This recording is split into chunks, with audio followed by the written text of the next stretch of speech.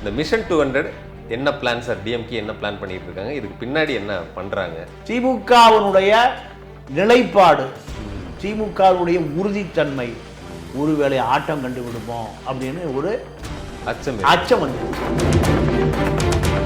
திமுக கூட்டணியில் இருந்த திருமாவளவனை நீங்க திமுகவை விமர்சிக்கிற விஜயோடு ஒரே மேடையில் ஏற்றுவது என்பது நீங்க திமுக தொண்டர்கள் மத்தியில் ஒருவேளை நம்ம கூட்டணி பலவீனமாகதோ, கூட்டணியில் உள்ள சிறுத்தை வெளியேறுதோ அவனுக்கு ஒரு சந்தேகமாக இப்படி ஒரு பிம்பத்தை இது திமுகவுக்கு மிகப்பெரிய குறை.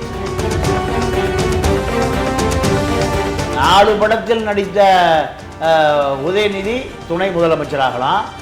40 ஆண்டு காலமாக தலித் அரசியலை செய்து கொண்டிருக்கிற என் தலைவன் ஏன் துணை முதலமைச்சராக கூடாது? கேள்வி யாரு கேட்கிறா? சிறுத்தை கேட்கல. இன்னைக்கு சிறுபான்மை மக்கள் மத்தியில் இப்போ திமுக மீது ஒரு வெறுப்பு. இந்த வெறுப்புக்கு காரணம் என்னன்னு கேட்டீங்கன்னா வேல்முருகன் கொளுத்தி போட்டதுதான். இது சிறுபான்மை மக்கள் மத்தியில் என்ன ஆகுது? தலசலப்பு ஏற்படுது. காங்கிரஸ் அடுத்து என்ன கேட்குது? ஆட்சியில் பங்கு, அதிகாரத்தில் பங்கு. ஏன்னா காமராஜர் காலத்தில் கூட காங்கிரஸை காப்பாற்ற முடியலையே. இவர்களை நெல்லிக்காய் மூட்டைய கட்டுப்படுத்த வேண்டிய தேவை இருக்கு. திமுக தலைமை யோசித்து முடிவு செய்த அங்குசம் தான் விஷன் 200.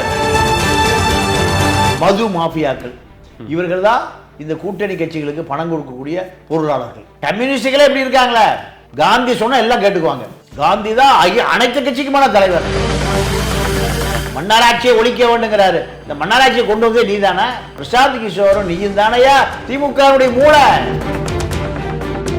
திமுகவுடைய இந்த நம்பிக்கை நீங்க கருணாநிதி இருந்தால் இதை எடுத்துக்க மாட்டார். அவர் என்ன பிரசாந்த் கிஷோரை நம்பியா கட்சி ஆரம்பிச்சாரு? இல்ல பெண் நிறுவனத்தை நம்பியா குளித்தலை ஜெயிச்சாரு? அவரே ஒரு மாஸ்டர் கம்ப்யூட்டர் தான். விஷன் 200 எடப்பாடி 200 இது திமுகவுக்கு பெரிய பின்னடைவாக போகும்.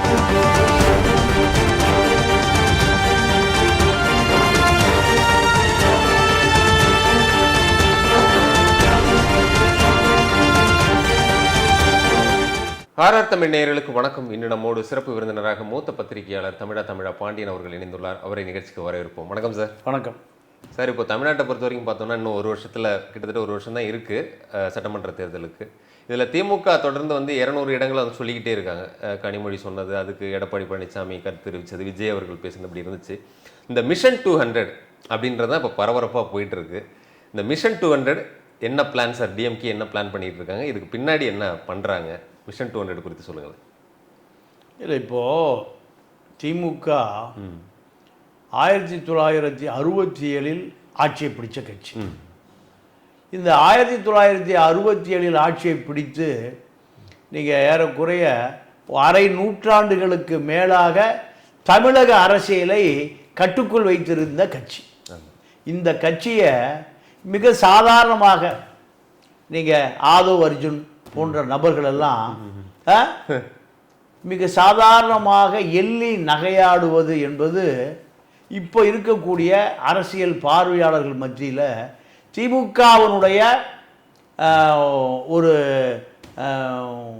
நிலைப்பாடு, திமுகவுடைய உறுதித்தன்மை ஒருவேளை ஆட்டம் கண்டு விடுமோ அப்படின்னு ஒரு அச்சம் வந்துருச்சு.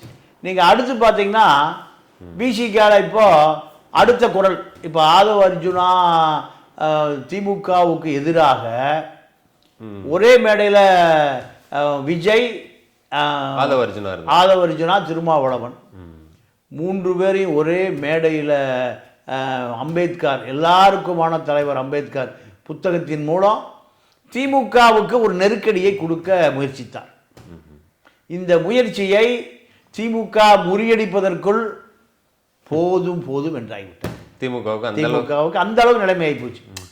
அப்போ திமுகவுக்கு ஆதவ் அர்ஜுன், விஜய், திருமாவளவன், திமுக கூட்டணியில் இருந்த திருமாவளவனை நீங்க திமுகவை விமர்சிக்கிற விஜயோடு ஒரே மேடையில் ஏற்றுவது என்பது நீங்க திமுக தொண்டர்கள் மத்தியில் ஒருவேளை நம்ம கூட்டணி பலவீனமாகதோ, கூட்டணியில் உள்ள சிறுத்தை வெளியேறுதோ, இது தொடர் மத்தியில் ஒரு பேச்சாக அவனுக்கு ஒரு சந்தேகமாக இப்படி ஒரு பிம்பத்தை இது திமுகவுக்கு மிகப்பெரிய குடைச்சல். மேல்மட்டத்தில் இதை தடுத்து நிறுத்துவதற்காக முயற்சி செய்ய வேண்டிய நிலைமைக்கு வந்துருச்சு. ஆனால் அம்பேத்கர் மேடையில் திருமாவளவன் கலந்து கொள்ளாமல் தவிர்த்து விட்டார். அப்போ இதுக்கு பின்னாடி திமுக கடுமையாக முயற்சி செய்தது. அதை ஒரு தந்தி டிவி பேட்டியில் சொல்றார். அதாவது எங்கள் தலைவன் திருமாவை ஏவா வேலு பல முறை தொடர்பு கொண்டார், முதலமைச்சருடைய ஆலோசனையின் பேரில் பல முறை தொடர்பு கொண்டார். அப்போ திமுக மிரட்டுதா? திருமாவை திமுக மிரட்டுதா? அம்பேத்கர் மேடையில் ஏன் ஏறக்கூடாது திமுக மிரட்டுது திருமாவை அப்படிங்கிறது யாரு சிறுத்தையில் மத்தியில் ஒரு பேசுபொருளா மாறும். 4 படத்தில் நடித்த உதயநிதி துணை முதலமைச்சராகலாம். 40 ஆண்டு காலமாக தலித் அரசியலை செய்து கொண்டிருக்கிற என் தலைவன் ஏன் துணை முதலமைச்சர் ஆகக்கூடாது? கேள்வி யாரு கேட்கிறா? சிறுத்தை கேட்கல. இதை இந்த கேள்வியை யார் கேட்கணும்? ரவிக்குமார் கேட்கணும், வன்னியரசு கேட்கணும், சிந்தனை செல்வம் கேட்கணும். கேட்க வேண்டிய யார்? சிறுத்தை. நீ சிறுத்தை வேஷம் போட்டவன். நீயே சிறுத்தை அல்ல, சிறுத்தை வேஷம் போட்ட. புலி வேஷம் போட்டா புலி ஏற முடியுமா? சிங்க வேஷம் போட்டா சிங்கம். அது சர்க்கஸ்ல நடக்கும். இப்போ இது கேட்ட பிறகு நீங்க சிறுத்தைகள் மத்தியில் இது நியாயமான கேள்வி தானே? ஏன் எங்களுக்கு நீங்க ஒரு அமைச்சர் கொடுக்கூடாது? ஏன் திருமாவளவன் ஏன் துணை முதலமைச்சர் கூட? நியாயமான கேள்வி தானே? இது பொது தளத்தில் ஒரு விவாதிக்கப்படுகிற பொருளாக மாறும். அப்போ திமுக செயற்குழு, பொதுக்குழு, நிர்வாகக்குழு எல்லாம் ஒரு வகையான ஒரு கலக்கத்துக்கு வர்றாங்க. இது இப்படியே நீடிக்குது. அடுத்து பார்த்தீங்கன்னா வேல்முருகன் அடுத்த செங்கல். திமுக கட்டடத்தினுடைய அடுத்த செங்கல் வேல்முருகன். என்னுடைய தொகுதிக்கு வெள்ளம் வந்த பிறகு, பென்ஷன் புயல் வந்த பிறகு எல்லாம் கஞ்சனா கிடக்கான். அரசு ஒண்ணுமே செய்யல. சட்டமன்றத்தில் பேசுறாரு, எங்களுக்கு ஒண்ணுமே செய்யல. அப்பாவும் சொல்றாரு, ஒண்ணுமே செய்யலன்னு சொல்லாதீங்க, ஒரு வேலை கூட நடக்கல. நிறைய செஞ்சிருக்கமே, செஞ்சது ஏன் சொல்ல மாட்டேங்கிறீங்க? செஞ்சதை பத்தி எனக்கு பிரச்சனை இல்லை, இனிமேல் செய்ய வேண்டியதுதான் பிரச்சனை. இப்போ அவரு திமுக கூட்டணியிலிருந்து அடுத்த செங்கல்ல உருவராங்க. அப்போ இது இப்படி போயிட்டு இருக்கு. அடுத்து நீங்க சிறுபான்மை மக்கள் மத்தியில் இப்போ திமுக மீது ஒரு வெறுப்பு. இந்த வெறுப்புக்கு காரணம் என்னன்னு கேட்டீங்கன்னா, வேல்முருகன் கொளுத்தி போட்டது தான். நான் என்னுடைய தொகுதிக்கு ஒரு கல்லூரி கேட்கிறேன், என்னுடைய தொகுதியில ஒரு வேளாண்மை பல்கலைக்கழகம் கேட்கிறேன், கொடுக்க மறுக்கிறீங்க. ஆனா பிஜேபி எதிர்முகாம் வானதி சீனிவாசன் தொகுதிக்கு ஒரு கல்லூரி கொடுக்குறீங்க, நைனா ராகேந்திரனுக்கு ஒரு கல்லூரி கொடுக்குறீங்க. நான் திமுக உதயசூரிய சின்னத்தில் நான் ஜெயிச்சவன். அப்போ நீங்க என்னை மாற்றான் தாய் மனப்பான்மையில பாக்குறீங்க. நைனா நாகேந்திரன் தாமரை, வானதி சீனிவாச தாமரை, கொங்கு பெல்ட்ல வானதி சீனிவாச அங்க இருக்க சிறுபான்மை மக்களுக்கு மிகப்பெரிய எதிரி கட்சியான பிஜேபி அவங்களுக்கு கொடுக்குறீங்க. அப்ப திமுக அவரோட கள்ள உறவுல இருக்கீங்க. இது எங்க சிறுபான்மை மக்கள் மத்தியில் என்ன ஆகுது? ஒரு சலசலப்பு ஏற்படுத்துது. திமுக மேல இருந்த ஒரு நம்பகத்தன்மையை குறைக்கப்படுது. அதே போல சிபிஎம் சாம்சங் தொழிற்சாலையில திமுக என்ன நினைக்குதுன்னா, சிபிஎம் தொழிற்சங்கம் வளர்ந்து விடக்கூடாது. திமுக தொழிற்சங்கத்தோட ஒப்பந்தம் போடாம நீங்க சாம்சங் நிறுவனம் வைத்திருக்கிற போண்டா சங்கம், உப்பா சங்கத்தோட நீங்க ஒப்பந்தம் போடுறீங்க, 3 அமைச்சர்கள் போடுறீங்க. இதுவும் பேசு பொருளா மாறுது. இப்படி காங்கிரஸ் அடுத்து என்ன கேட்குது? ஆட்சியில் பங்கு, அதிகாரத்தில் பங்கு. ஏன்னா காமராஜர் காலத்தில் கூட காங்கிரஸை காப்பாற்ற முடியலையே.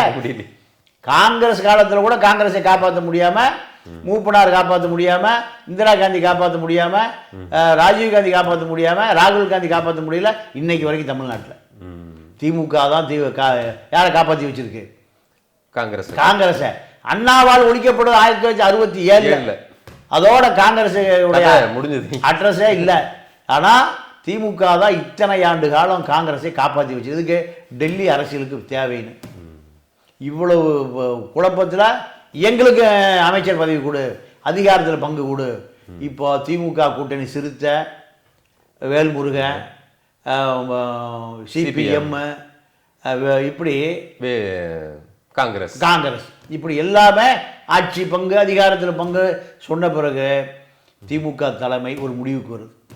இவர்களை நெல்லிக்காய் மூட்டையை கட்டுப்படுத்த வேண்டிய தேவை இருக்கு. ஒரு சவுக்கோ சாட்டையோ யானையை அடக்குவதற்கு என்ன தேவை? அங்குசம் தேவை. இந்த அங்குசம் தான் திமுக தலைமை யோசித்து யோசித்து முடிவு செய்த அங்குசம் தான் விஷன் 200. யாருக்கு சீட்டு இல்லையா? நாங்களே 200 தொகுதியில் நின்று சால்ட்டு அடிக்க போறோம். அப்ப நீங்க இந்த சத்தம் கூட அமுத்து போச்சு.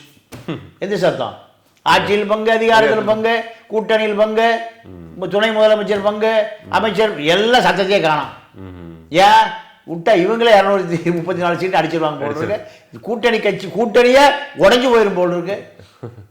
இதற்கான மூளை மாப்பிள்ள முடிவு பண்ணதான் சபரீசனுடைய அந்த பெண் நிறுவனம். பெண் நிறுவனம் துணைக்கு யாரை கடந்த காலத்தில் யார்கிட்ட இருந்து கற்றுக்கொண்டுச்சுன்னா, நீங்கள் இதே ஆதவ் அர்ஜுன் ரெட்டியால் இருக்கக்கூடிய பவுன்சிங் பேட்ச், இப்போ அவர் வச்சிருக்கிற வாய்ஸ் ஆஃப் காமன், அதே போல பழைய பிரசாந்த் கிஷோர் திமுகவுக்கு வேலை பண்ணாரு, 300 கோடி ரூபாய் சம்பளம் வாங்கிட்டு ஐபேக். இப்படி 4 நிறுவனங்களிடம் கற்ற, நீங்க தெரிந்து கொண்ட, அறிந்து கொண்ட எல்லா டேட்டா பேஸும் இருக்கு. ஒரு தொகுதிக்கு 50 டேட்டா பேஸ் இளைஞர்கள், ஐடி படித்த இளைஞர்கள் அந்த தொகுதியில போய் வாக்காளர் பட்டியலை வாங்குறான். எத்தனை ஓட்டு திமுகவுக்கு, எத்தனை ஓட்டு அதிமுகவுக்கு, காங்கிரஸுக்கு எவ்வளவு, கம்யூனிஸ்டுக்கு எவ்வளவு, சிறுத்தைக்கு எவ்வளவு, பாமக எவ்வளவு, சிங்கம், புலி எல்லாம் எவ்வளவு ஓட்டு பீஸ் அலசுறான். சமூக பின்னணி யாரு, எந்த சமூகம் சமூக தலைவர் சொன்னா கேட்பாங்க. சர்ச்சில் எவ்வளவு ஓட்டு இருக்கு, பள்ளிவாசல் எவ்வளவு ஓட்டு இருக்கு,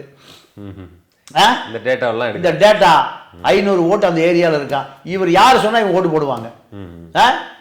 கிராமத்தில் யார் ஊராட்சி தலைவர், பேரூராட்சி தலைவர் யாரு, இவர் சொன்னா அவர் ஓட்டு போடுவாங்க. இப்படி எல்லா ஒரு தொகுதியில என்ன பலவீனங்கிறது பூரா இந்த ஐடி இளைஞர்கள், டேட்டா பேஸ் இளைஞர்கள் பூரா அப்படியே கம்ப்யூட்டர் தட்டி வச்சிருக்காங்க.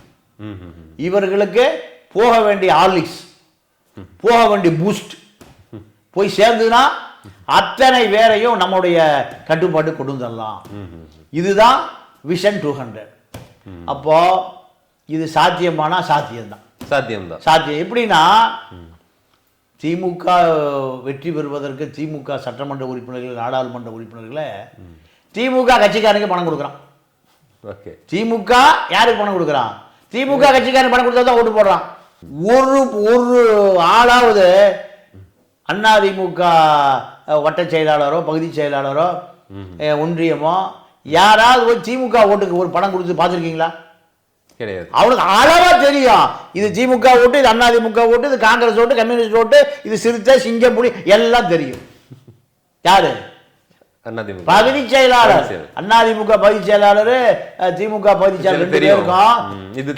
கிளை செயலாளர் வரை நீங்க தேர்தல் ஆரம்பிச்சா ஒரு மாசத்துக்கு முந்தைய யாரு தேர்தல் ஏஜென்ட் போட்டுருவாங்க.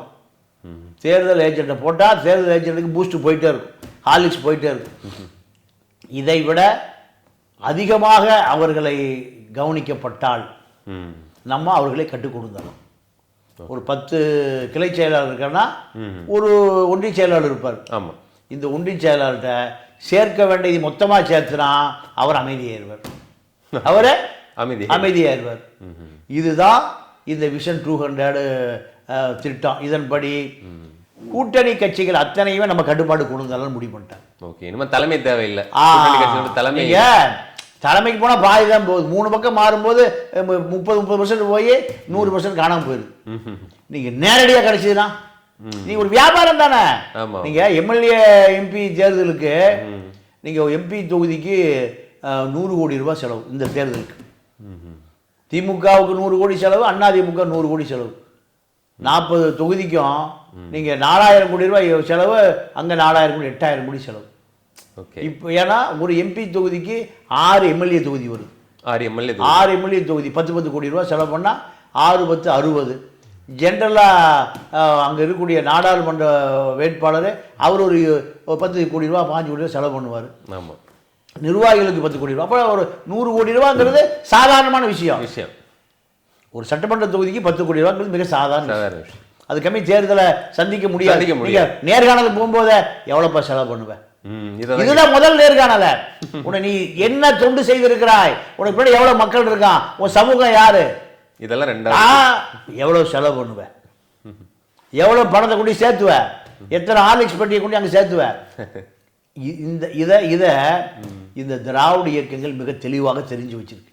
இதை நம்பித்தான் கூட்டணி கட்சிகளை வந்து மணல் மாஃபியாக்கள், மது மாஃபியாக்கள், இவர்கள் தான் இந்த கூட்டணி கட்சிகளுக்கு பணம் கொடுக்கக்கூடிய பொருளாளர்கள். இந்த பொருளாளர்கள் மூலம்தான் கூட்டணி கட்சிகளுக்கு. கம்யூனிஸ்டுகளே எப்படி இருக்காங்களே, நீங்க ஒரு டைரியை எடுக்கிறாங்க, இன்கம் டேக்ஸ் போய் திமுக அலுவலகத்தில் கம்யூனிஸ்ட் கட்சி கொடுக்கப்பட்ட பணம் எழுதி வைக்கப்பட்டிருந்தது. அப்போ ஒரு காலத்தில் தகர உண்டிகளை மட்டுமே நம்பிக்கொண்டிருந்த கம்யூனிஸ்டுகள் இப்பெல்லாம் கார்பரேட்டுகளாக மாறிவிட்டார்கள். இப்போ காம்ரேட்ஸ் எல்லாம் கார்பரேட்டாக மாறிட்டாங்க. அப்போ விஷன் 200 என்ன முடிவு பண்ணுறாங்க, அந்த தொகுதியில், சட்டமன்ற தொகுதியில் திமுக அல்லாத வாக்கு வங்கியினுடைய தலைமை யாரு, திமுகவுடைய எதிர் முகாமில் இருக்கக்கூடிய திமுக வாக்களிக்காத தலைமை யாரு, அவர்களை கட்டுக்குள்ள கொண்டு வரும். அவர்களை கட்டுக்குள்ள கொண்டு வரும். நீங்க காந்திக்கு மடங்காத அரசியல் தலைவர்களே இல்லை. காந்தி சொன்னா எல்லாம் கேட்டுக்குவாங்க. காந்தி தான் அனைத்து கட்சிக்குமான தலைவர். கட்சி பேதம் இல்லை, ஜாதி பேதம் இல்லை, எல்லா கட்சிக்கும் பொதுவான தலைவரே காந்தி. அவர் தான் எல்லா நோட்லையும் இருக்கார். நல்லா இருக்கு. அப்போ அவர்கள் காந்தியை வைத்து அனைத்து கட்சிகளையும் அனைத்து சமூக தலைவர்களையும், அது எந்த சமூகமாக இருந்தாலும் சரி, நான் பிரிச்சு சொல்லி அவங்க நாங்களே காசு போட்டு இதான நடக்குது. அப்போ இந்த ஃபார்முலாவில் அதை நோக்கி இப்போ நகர ஆரம்பிச்சிட்டாங்க. இதுதான் கூட்டணி கட்சிகளுக்கு இப்போ ஒரு பெரிய கலக்கம். கூட்டணி கட்சிகளுக்கு கலக்கமே திமுக எதை நம்பி விஷன் 200 இறங்க போகுது. இது நம்ம தோழர்களை, தொண்டர்களை, சமூக தலைவர்களை முழுக்க அவர்களை விலைக்குவாங்க, அவர்களுக்கு கட்டுப்பாட்டில் கொண்டு வர முடிவு செய்திருக்கக்கூடிய சூத்திரம் தான் இந்த மிஷன் 200. இது ஏற்கனவே தமிழ்நாட்டுக்கு புதுசு இல்லைன்னு நினைக்கிறேன். 2016 ஜெயலலிதா அவர்கள் கண்ணு கட்டின வரைக்கும் எதிரிகளே இல்லை அப்படின்னு தனிச்சு ரெட்டலை நிறுத்தினாங்க. எனக்கு கூட வந்தா ரெட்டலை நில்லுங்கன்னு. ஸோ அந்த 2016 ஜெயலலிதா ஃபார்மெட்டை 2026 ஸ்டாலின், உதயநிதி கையில் எடுக்கிறாங்களா? இருந்தா எங்களோட இருங்க, இல்லைன்னா நீங்க போயிட்டு ஒரு கூட்டணியை ஃபார்ம் பண்ணுங்க. ஒருவேளை விஜய் தலைமையில் ஒரு 3வது கூட்டணியோ இல்லை அது அமைஞ்சா கூட உங்களுக்கு ப்ளஸ்ன்னு நினைச்சு இந்த கணக்கை போடுறாங்களா? சரியான சிந்தனை, அதுதான் உண்மை. ஏன்னா இவர்களை கட்டுக்குள் வைத்திருப்பதற்கு ரொம்ப சிரமம். ஏன்னா 67 அண்ணா காங்கிரஸை ஒழித்தார். இந்த திமுகவை நேற்று வந்த அரசியல் கற்றுக்கொண்ட ஆதவ் அர்ஜுன் ரெட்டி திமுகவுக்கு அரசியல் சொல்லிக் கொடுக்குறாருன்னா இந்த திமுக எப்படி எடுத்துக்கிறது? நீங்க 3 மாத காலம் மார்ட்டின் மருமகனால் திமுக பட்ட பாடு இருக்க, கொஞ்ச நஞ்ச பாடு இல்ல. திருமாவை இழக்க, யானை காதுக்குள்ள புகுந்த திருமாவை இழக்க விரும்பல. ஆனால் நீங்க திருமாட்ட ஏன் வந்தாருன்னா, அங்க எங்க மன்னராட்சியை ஒழிக்க வேண்டுங்கிறாரு. இந்த மன்னராட்சியை கொண்டு வந்தே நீ தானே. 21 பிரசாந்த் கிஷோரும் நீயும் தானையா திமுகவுடைய மூளை. முதலமைச்சரானவர், முதலமைச்சர் ஈஸியாக சைக்கிள் போனார்னா பின்னாடி சைக்கிள் யாரை பார்க்கலாம்? அப்போ அவருடைய நோக்கம் என்னன்னா, திமுகவை ஆட்சி அதிகாரத்தில் கொண்டு வந்து விட்டு 20,000 கோடி ரூபாய் வியாபாரம், லாட்டரி வியாபாரம், இதை தன்னுடைய கட்டுப்பாட்டில் கொடுத்துருவாரு. இதுதான் அவருக்கான முயற்சி. லாட்டரியை தமிழ்நாட்டில் எடுத்துட்டு வரணும், கொண்டு வரும். 1000 கோடி ரூபாய் செலவு பண்ணியிருக்காரு. யாருக்கு? திமுக. 960 கோடி ரூபாய் நீங்க இ ஃபாண்டில் தேர்தல் நிதியாக கொடுத்துருக்காரு. 300 கோடி ரூபாய் பிரசாந்த் கிஷோருக்கு கொடுத்துருக்காரு. 1000 கோடி ரூபாய் செலவு பண்ணி 10,000 கோடி வியாபாரத்தை என்னிடம் கொடுக்க மறுத்த உங்களை நான் எப்படி ஏற்றுக்க முடியும்? சரி 6 மாதம் கழிச்சு கொடுக்குறேன், 1 வருஷம் கழிச்சு கொடுக்குறேன், இப்போ பல வருஷம் ஆகி போச்சு. சரிப்பா என்ன நாடாளுமன்றத்துக்காக என்ன அனுப்புங்க, எனக்கு நாடாளுமன்ற உறுப்பினராக போகணும்னு ஆசை. என் குடும்பத்திலிருந்து யாரும் நாடாளுமன்றத்துக்கு போகல. பல ஆயிரம் கோடி வச்சுருக்கோம். பிஜேபிக்கே 5000 கோடி லீகலாக கொடுக்குறோம். நாங்களும் நாடாளுமன்றத்தை சுற்றி பார்க்க வேண்டும். நாங்களும் மக்கள் பிரச்சனையை பேசணும். லாட்டி அடிப்பது எப்படி, ஒரு நம்ம லாட்டி சுரண்டுவது எப்படி, மேகாலயா பூட்டான் கைவிட மாட்டான், லாட்டரி சீட்டு டு எம்பி சீட்டு. அப்போ இதை திமுக அனுமதிக்கவில்லை. அனுமதிக்கலைன்னா நானே ஒரு கூட்டணியை உருவாக்குறேன். நேராக அண்ணன் திருமாட்ட போய் டெல்லியில் பேசினார்.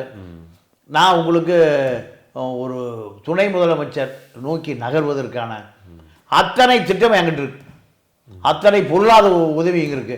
சிறுத்தைக்கு ஒரு டிமாண்டை உருவாக்குறாரா இல்லையா? கண்டிப்பா. இன்னைக்கு வன்னி அரசு 25 சென்ட் கேட்கறது ஏன் முதலே கேட்டுக்கலாமா? இந்த கோரிக்கை வன்னி எத்தனை காலம் இருக்காரு சிறுத்தையில துணை பொதுச் செயலாளரா? வன்னி கேட்கல.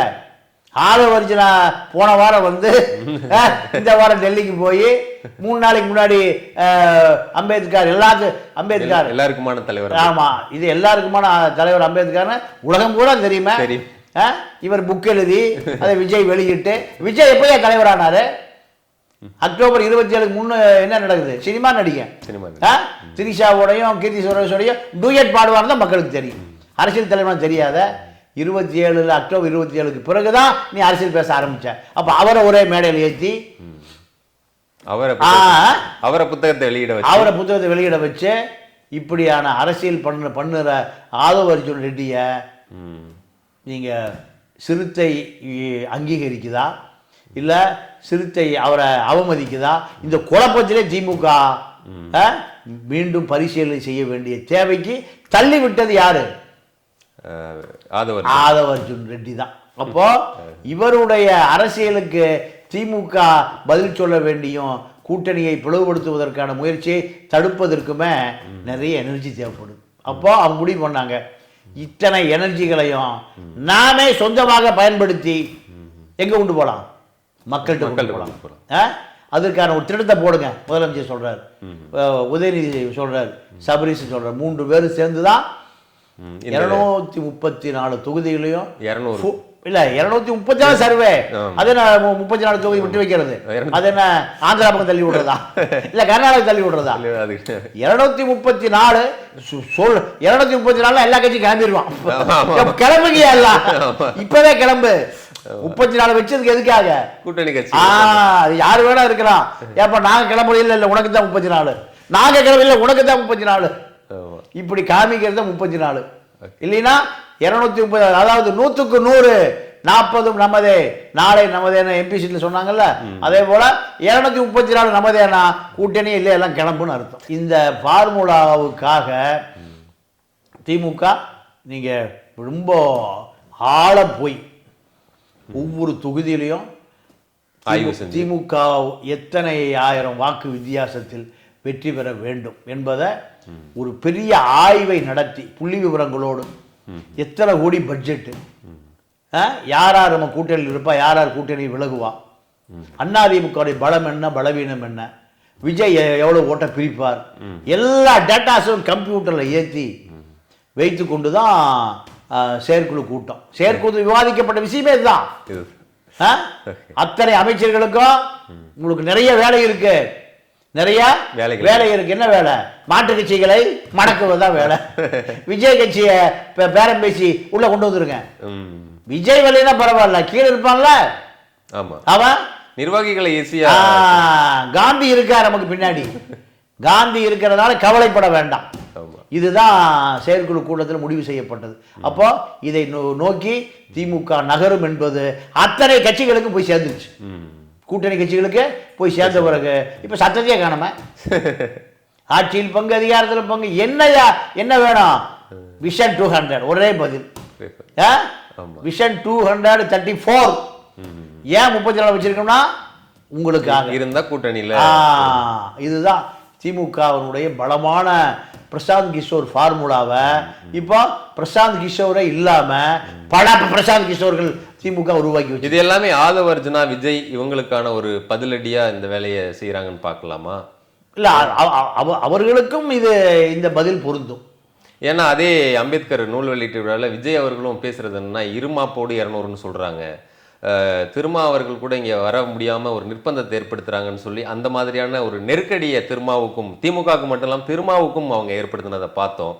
அப்படி ஒரு சூழல் இருக்கும்போது திமுக இன்னைக்கு என்ன மாதிரியான ஒரு கட்சியாக இருக்குன்றதையும் பார்க்குறோம். ஒரு நிதர்சனத்தை பார்க்கும்போது தமிழ்நாட்டில் மிகப்பெரிய ஒரு வலுவான கட்சியாக இருக்கு. ஏன்னா அதிமுகவில் இன்னும் கோஷ்டி பூசல் இருக்குது, ரெட்டலை இருக்குமா, இந்த மாதிரியான ஒரு சூழல் போயிட்டு இருக்கும்போது ஒரு பலமான எதிர்க்கட்சி இல்லாத சூழலில் இந்த கூட்டணி கட்சிகள் விலகி இன்னொரு கூட்டணி அமைக்கிறதோ, ஏன் அதிமுக கூட போனால் கூட துணை முதல்வர் திரும்ப தரேன்னு எடப்பாடி பழனிசாமி கூட போனா அது நல்ல ஆப்பர்ச்சுனிட்டி ஆப்ஷனா இருக்காது தானே? அதை திரும்ப விசிக மாதிரி மற்ற கூட்டணி கட்சிகள் உணர்வாங்க தானே? இல்லை இல்லை, அதுதான் நடக்கும் எதிர்காலத்தில். ஒரு நல்ல கேள்வி கேட்டீங்க. அதுதான் எதிர்காலத்தில் நடக்கும். என்ன காரணம்னா, திமுகவினுடைய இந்த நம்பிக்கை, நீங்க கருணாநிதி இருந்தால் இதை எடுத்துக்க மாட்டார், இந்த முடிவை இதை எடுத்துக்கவே மாட்டார்.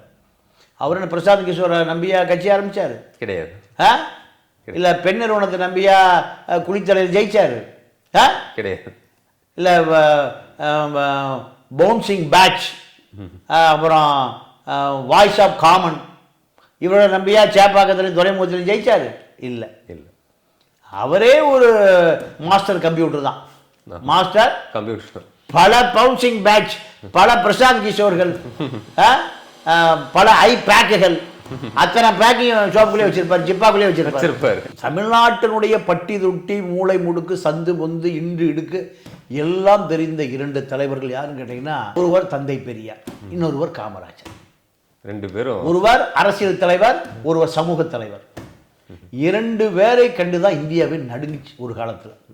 அவர்களிடமிருந்து அரசியல் கொண்டவர் தான் நீங்க கலைஞர் கருணாநிதி. அப்போ இந்த ஐபேக் நிறுவனங்கள் இப்போ ஆதிக்கம் செலுத்துவதற்கு காரணம், நீங்கள் திமுகவுடைய தலைமை ஸ்டாலின் ஆகட்டும், சபரீஷ் ஆகட்டும், உதயநிதி ஆகட்டும், துரைமுருகன் ஆகட்டும், இருக்கக்கூடிய 2ஆம் கட்ட தலைவர்களாகட்டும், அரசியலை ஆள ஊடுருவதில்லை, இல்லை கார்பரேட்டாக மாறிட்டாங்க. முதல்ல கட்சிக்காரன் தான் கொடி கட்டுவான், கட்சிக்காரன் தான் சூழலுக்கு எழுதுவான். ஆனால் இன்னைக்கு கான்ட்ராக்ட் விட்டுறாங்க. எந்த கட்சிக்காரன் கம்யூனிஸ்டில் கான்ட்ராக்ட் விட்டுறான். எனக்கு 7 வயசு இருக்கும், இப்போ எனக்கு 64. நான் திமுகவுக்கு ஓட்டு கேட்டு எங்கள் அண்ணன் எனக்கு கூட்டிகிட்டு போவான். திமுக கொடியை போட்டு திருப்பூரில் இப்போ மதிமுகவில் அவைத்தலைவர் இருந்த சு துரைசாமி, அவர் அப்போ எம்எல்ஏ. ஓகே, முதல் திமுக போட்டதில் அவர் எம்எல்ஏ. ஆமாம், அப்போ ஓட்டு கேட்டு நான் போயிருக்கேன். எங்களுக்கு என்ன 10 பைசா தான் இப்போ டீ, அதாவது கரும்பு சக்கரை டீ 10 பைசா, அஸ்கா டீன்னு சொல்லுவாங்க கொங்கு வழக்கு, அது 12 பைசா. அப்போ ஒரு பன்னு வாங்கி கொடுப்பாங்க, போ இங்க போறேங்க வா, அங்க பன்னு 5 பைசா. இதுதான் ஒரு நாள் பூரா சாப்பாடு. அந்த சாப்பாடு வந்து வீட்டுக்கு வந்துருவோம். அந்த கொடி பிடிச்சிட்டு போறதுக்கு, அது கொடி பிடிச்சிட்டு போறத 4 பேர் நம்மளை பாப்பானா, அது ஒரு பெரிய கம்பீரமான நம்மளும் ஒரு அரசியல் இருக்கோம், நம்மளும் ஒரு பெரிய அரசியல், நமக்கு ஒரு பெரிய கூட்டம் இருக்கு பாரு. பள்ளிக்கூடத்துக்கு போனா என்னடா கொடி பிடிச்சிட்டு போனேன் இப்படி பேசுவாங்க. இன்னைக்கு அந்த அரசியல் இல்லை, அந்த அரசியல் இல்லை. அதுதான் ஐபேக்கை நம்பி அரசியல் செய்ய வேண்டிய தேவை வந்த பிறகுதான் ஆதவ அர்ஜுனா ரெட்டிக்கெல்லாம் மிகப்பெரிய எதிர்பார்ப்பு, டிமாண்ட் ஆரம்பிச்சிருக்கு. இதை திமுக இன்னும் சரியாக புரிந்து கொள்ளவில்லை. இப்போ விஜய் கண்டிப்பாக அதிமுக கூட்டணி இணைந்து கொள்வார், அதில் மாற்று கருத்தே இல்லை. அது வாய்ப்பு, அது 100% வாய்ப்பு இருக்கு. ஏன்னா அவர் ஒரு இன்னும் சினிமா நடிகராக தான் இருக்கார், இன்னும் அரசியல் தலைவராக இன்னும் அவர் பரிணமிக்கல, அவருக்கு தெரியாது. அவன் 50 ஆண்டு காலமாக அவங்க அப்பா மகன் 2 பேருமே ஒரு சினிமா குடும்பம், அம்மா உட்பட. சாப்பிடுறது, தூங்குறது, பேசுவது, யாசிப்பது எல்லாமே சினிமா தான். இப்போ பெஞ்சன் புயல் வந்து மக்கள்லாம் அடிச்சுட்டு போயிருச்சு ஆத்துல, எவ்வளவு சோகம், மக்களை சந்திக்கவே இல்லை. ஆனா கோவாவில் நடக்கிற கீர்த்தி சுரேஷுடைய திருமணத்துக்கு சார்ட்டர் ஃபிளைட்ல போறார் திரிஷாவோட. அப்ப இது ஒரு அரசியல் தலைவராக பரிணமிக்கிறீங்கிறது ஒரு எடுத்துக்காட்டு. மக்கள் பாக்குறாங்களே, மக்கள் பாக்குறான். அப்போ இவர் அரசியல் தலைவரா, சினிமா நடிகரா, இந்த கணிப்பிலிருந்து அவர் மீண்டு வரல. அதனால எடுத்த உடனே எம்ஜிஆரை போல 77 கட்சி ஆரம்பிச்சார், 77 முதலமைச்சர் ஆயிட்டார். ஆமா. அதெல்லாம் வாய்ப்பே இல்லை. இப்போ எடப்பாடிக்கு எப்படியாவது நாற்காலி தேவை. ஏன் சசிகலா ஒரு பக்கம், ஓபிஎஸ் ஒரு பக்கம், டிடிவி ஒரு பக்கம், பிஜேபி ஒரு பக்கம், பொதுக்குழு போட்டா புதுக்குழு ஒரு பக்கம், புதுக்குழு ஒரு பக்கம், ஓபிஎஸ் சேர்த்தே ஆகணும். யாரு? வேலுமணி, தங்கமணி, வீரமணி இவங்கெல்லாம் சேர்த்தே ஆகணும். ஏன் சிவி சண்முகம் எல்லாம் ஏன் ஓபிஎஸ் சேர்க்கணும்? ஓபிஎஸ் ஏன் சேர்க்கணும்னா எங்க தொகுதிக்குள்ள நீங்க அரசியல் பண்ணக்கூடாது. வன்னியர் பெல்ட்டுக்குள்ள எடப்பாடி வரக்கூடாது. யார் சொல்ற? சிவி சண்முகம். கொங்கு பெல்ட்டுல நீங்க உள்ளே அரசியல் பண்ணக்கூடாது. நாங்க தான் எங்க முடியாத பண்ணணும். யாரு? வேலுமணி. இப்படி ஒவ்வொரு சமூக தலைவர்களும் ஒவ்வொரு முன்னாள் மந்திரிகளும் பல ஆயிரம் கோடிகள் வச்சுட்டு எடப்பாடிக்கு நெருக்கடியை கொடுக்குறாங்க. அப்போ அத்தனை பேருக்கு பயப்படுறதை விட நேர விஜய்கிட்ட போய் விழுந்துடலாம். இத எப்படியாவது சேர்த்து கொடுப்பா ஆதவ் அர்ஜுன். நீ தான் காந்தி நிறைய வச்சிருக்க. காந்தி துணையோடு எப்படியா இந்த பையனை கொண்டு சேர்த்து விட்டேன்னா நான் தப்பிச்சுக்குவேன். எந்த தியாகத்துக்கும் தயார் சொன்னாரா? சிறுத்தையை கொண்டு வா, வேல்முருகனை கொண்டு வா, திருமாவை கொண்டு வா, எப்படியா கூட என்ன நாற்காலில உட்கார வை. நீ எதை வேணா எடுத்துக்கோ, லாட்டரி எடுத்துக்கோ. 20,000 கோடி ரூபாய் வியாபாரம் இப்படி போயிட்டு இருக்கு. இத விஷன் 200 எடப்பாடி 200 இப்படி பார்க்கலாம். இப்படித்தான் பார்க்க வேண்டியது. இது திமுகவுக்கு பெரிய பின்னடைவாக போகும். அப்ப இந்த முறை ஒரு பலமுனை போட்டிக்கு தமிழக சட்டமன்ற தேர்தலில் வாய்ப்பு இல்லையா? வாய்ப்பு இல்லை. இரண்டே. சீமா அக்டோபர் 27க்கு முன்பு, அக்டோபர் 27க்கு பின்பு, கிமு கிபி அது மாதிரி நீங்க அக்டோபர் 27க்கு முன்பு நல்ல டிமாண்ட் இருந்தது. யாருக்கு? சீமானுக்கு. 8.5% எப்படியாவது எடப்பாடி கொண்டு வரணும்னு. ஒரு ரேட் என்ன ஐயா? ஒரு சீட் என்ன? 300 கோடி 30 சீட்டுக்கு 2 கட்ட பேச்சுவார்த்தை நடந்து முடிஞ்சது. ஆனா இப்போ அந்த பக்கமே திரும்பி பார்க்க முடியலையா? அதை விட வாய்ஸ் எங்க இருக்கு? விஜய்ட்டு வந்துருச்சு. விஜய் ஈஸியாக, விஜயகாந்தை போல விஜய் ஈஸியா. ஜெயலலிதா 2011 என்ன பண்ணுச்சு? ஆண்டவனோடும் கூட்டணி, மக்களோடும் கூட்டணி, யாரோடும் கூட்டணி கிடையாது. ஜெயலலிதாவுக்கு கருணாநிதிக்கு மாற்றாக மக்கள் என்ன முதலமைச்சரா பாக்குறாங்கன்னாரு. கடைசி எங்க போய் செட்டில் ஆனாரு? புறப்படும் போது கோபாலபுரம் போய் சேர்ந்த அண்ணா மேம்பாலம் போன பிறகு எங்க போய் சேர்ந்தாரு? போயஸ் கார்டன். அப்போ இதுதான், இதே நிலைமை தான் இப்போ. அன்னைக்கு விஜய் காந்த், இப்போ விஜய். எடப்பாடி முட்டி மோதியை பர்ச்சேஸ் பண்ணிடுவார்.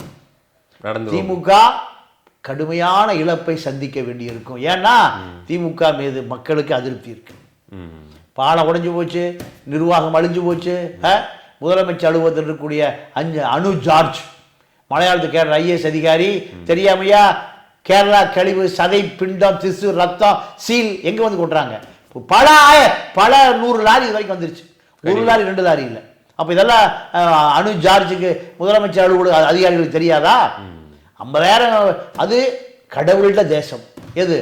கேரளா. இது என்ன காட்டு முராண்டி தேசமா? அப்ப இதெல்லாம் திமுகவுக்கு பெரிய பின்னடை. அதிகாரிகள் ஆட்சி நடக்குதே தவிர இந்த அரசு முதலமைச்சருடைய அல்ல. இதெல்லாம் அதிருப்தி எங்க போய் சேரும்? தேர்தல். நீங்க 2006-11 திமுக மைனாரிட்டி கவர்மெண்ட். அந்த மைனாரிட்டி கவர்மெண்ட் கருணாநிதி நடத்தி கொண்டிருந்த பொழுது ஜெயலலிதா 5 வருஷம் இந்த நாட்டில் திரும்ப வந்தாங்க. தமிழ்நாட்டிலே கிடையாது, கொடநாட்டில். அந்த அம்மா ஒரு நாடு, 3 மலைகளுக்கு நடுவில் மாடு. அந்த நாடு, அந்த நாட்டில் தான் அந்த அம்மா சிந்து நதி இசை நிலவிலைன்னு போட்டு ஓட்டிட்டு இருந்தாங்க. 4.25 வருஷம் அங்கதான் இருந்து. கோயம்புத்தூர்ல ஒரு மாநாடு, திருச்சியில் ஒரு மாநாடு, முதலமைச்சர் ஆகிட்டாங்க. விஜயகாந்த் பர்ச்சேஸ் பண்ணி இதே தான் நடக்க போகுது 1 வருட காலத்தில். இப்போ விஜயும் பர்ச்சேஸ் செய்யப்படுவார் எடப்பாடினால அப்படின்றீங்க? எடப்பாடினால பர்ச்சேஸ் தான். சசிகலாவே பர்ச்சேஸ் பண்ணார. அதிமுக கொடுத்து நீ வச்சுக்க பார்த்துக்க நான் வந்தாரன்னு சொன்னது நடந்தது. பர்ச்சேஸ் தான் எல்லாமே. எம்எல்ஏக்கள் பர்ச்சேஸ், மந்திரிகள் பர்ச்சேஸ், கட்சி பர்ச்சேஸ், எல்லாம் காந்தி தான். காந்தி இருந்தா அனைத்தும் பர்ச்சேஸ். அதே போலதான். அப்போ எடப்பாடி ஜெயலலிதாவா மாறிட்டார். ஜெயலலிதா 2011 என்ன பண்ணுச்சு? ஒரு நடிகனை விலைக்கு வாங்கி ஆட்சிக்கு வந்துருச்சு. இப்போ அதே சின்ன நடிகன் கிடைச்சிருக்கான். அன்னைக்கு பெரிய நடிகன், இன்னைக்கு சின்ன நடிகன் விஜயகாந்த். விஜய் அதை இப்படி பார்க்கலாமா? 2016 ஜெயலலிதா ரூட்டை டிஎம்கே ஃபாலோ பண்ணுற மாதிரியும் நம்ம பார்க்குறது. எனக்கு கூட்டணி எல்லாம் இப்போ வேண்டாம், நாங்கள் 200 மிஷன் 200 அந்த ஆரம்பிச்சிட்டோம். இந்த பக்கம் எடப்பாடி பழனிசாமி அவர்கள் அதிமுக இருந்தாலும் அவர் கலைஞர் கருணாநிதியோடைய ஃபார்முலாவை அவர் எப்போவுமே ஒரு கூட்டணியை பலமாக வச்சுப்பார்.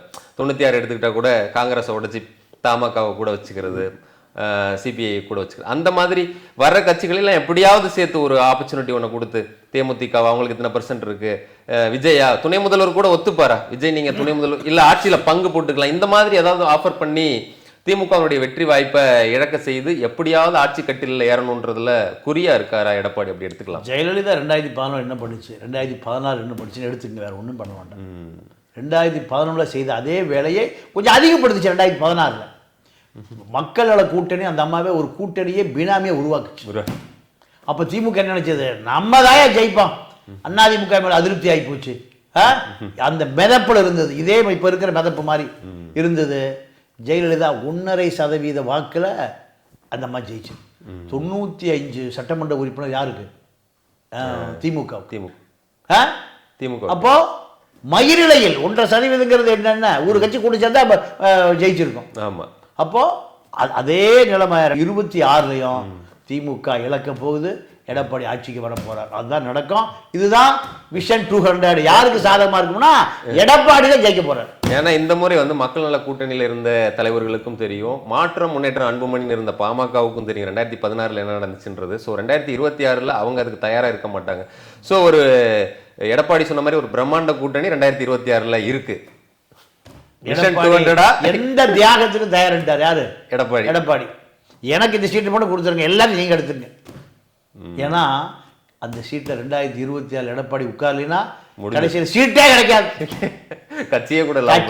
அதனால அதிகாரத்தை தக்க வைக்கணும்னா எந்த தியாகத்துக்கு விஜய் துணை முதல்வர்னா விஜய் அங்க ஒட்டிக்குவார். இதுதான் நடக்கும். ஆனா விஜய் துணை முதல்வர் ஆகாமல் எடப்பாடியால் பார்த்து கொள்ளவும் முடியும். அது என்ன மாதிரி டீல் பேசி முடிக்கிறாங்க அப்படிங்கிறது தெரியல. ஆனா திமுக நினைக்கிற அளவுக்கு சுலபமாகவும் இல்லை அப்படிங்கிறது அப்படி கணக்கா இருக்கு.